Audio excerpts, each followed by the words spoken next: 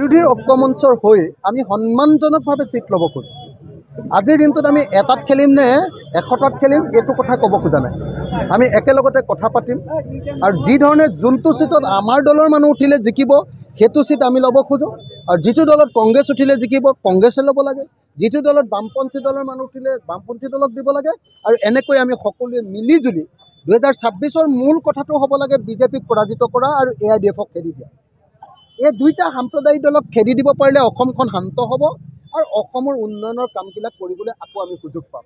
গতিকে মই 2026 চনত সকলোকে ঐক্যবদ্ধ হৈ সাম্প্ৰদায়িক বিজেপি দল আৰু সাম্প্ৰদায়িক AIDFক বিদায় দিবৰ কাৰণে আৰু হিন্দু সাম্প্ৰদায়িক দলৰ চৰ্দাৰ হিমন্ত বিশ্ব শৰ্মা আৰু মুছলমান সাম্প্ৰদায়িক দলৰ চৰ্দাৰ বদৰুদ্দিন আকবৰক বিদায় দিবৰ কাৰণে কাম কৰিবৰ কাৰণে সকলোকে বিনম্ৰভাৱে আহ্বান জনাইছোঁ। সেইদিনা গুৱাহাটী মহানগৰীত কংগ্ৰেছ দলে এটা আপোনাৰ প্ৰতিবাদী কাৰ্যসূচী লৈছিল। তেতিয়া আপোনাৰ মুখ্যমন্ত্ৰী প্ৰত্যুত্তৰ দিছিল যে নাই কোনো ৰাজনৈতিক দলে আপোনাৰ আন্দোলন কৰিব নোৱাৰে। কিন্তু তাৰ পিছদিনা মানে মই এটা অসমীয়াত কথা কওঁ হা, অসমীয়াত এটা কথা আছে যে ছাগলীয়ে নাখায় কি আমাৰ মুখ্যমন্ত্ৰীয়ে নকয় কি। আমাৰ মুখ্যমন্ত্ৰীয়ে যিফালে কৈ দিলে মানে তেওঁ বাচিব পাৰে সেইফালে কথাটো কৈ দিয়ে। মুখ্যমন্ত্ৰীয়ে কৈ দিলে যে ৰাজনৈতিক দলে আন্দোলন কৰিব নোৱাৰে, তাৰ পিছদিনাই যেতিয়া বিজেপিয়ে আন্দোলন কৰিলে ক'লে যে সেইটো আন্দোলন নাছিলে, সেইটো আছিলে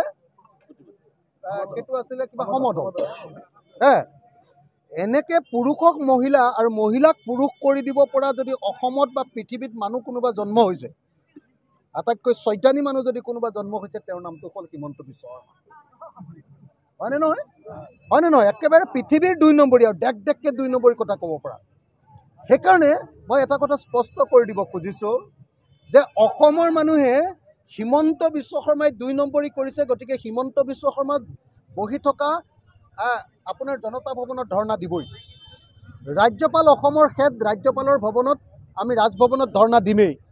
আমি গৈ কাজিৰঙাতটো ধৰ্ণা নিদিওঁ ভাই, শিয়ালৰ সন্মুখত, হৰিণাৰ সন্মুখত, বাঘৰ সন্মুখত, গড়ৰ সন্মুখতটো ধৰ্ণা নিদিওঁগৈ। আমি ধৰ্ণা দিম হিমন্ত বিশ্ব শৰ্মাৰ সন্মুখত।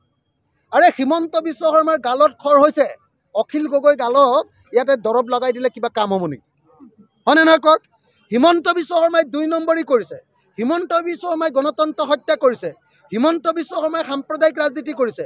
গতিকে হিমন্ত বিশ্ব শৰ্মাৰ বিৰুদ্ধে আমি ধৰ্ণা দিম আৰু জনতা ভৱনত ধৰ্ণা দিম। আমি গৈ কিয় বাহিৰত গৈ ধৰ্ণা দিম? গতিকে হিমন্ত বিশ্ব শৰ্মাৰ কথা ইয়াত আইন নহয়। হিমন্ত বিশ্ব শৰ্মাই বেছি কথা ক'লে চব মানুহে মিলি, মই বাৰম্বাৰ কৈ আছোঁ যে ব্ৰহ্মপুত্ৰত আমি চকীয়ে টকীয়ে দলিয়াই দিব লাগিব, ৰাস্তা নাই।